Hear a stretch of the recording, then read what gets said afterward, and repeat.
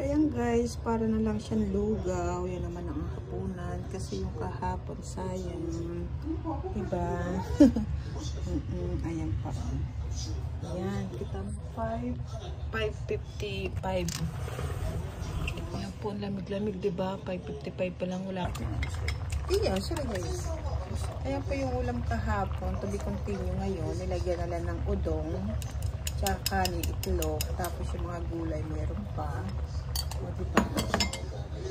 Ayan. Ito naman yung nag-ano ko ng ham. Yung manipis lang po.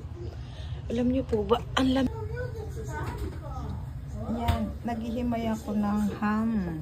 Ham po. Ham. Alam niyo po ba? Magandang gabi! Magandang gabi.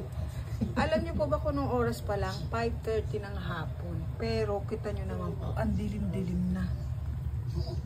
Kita natin sa labas.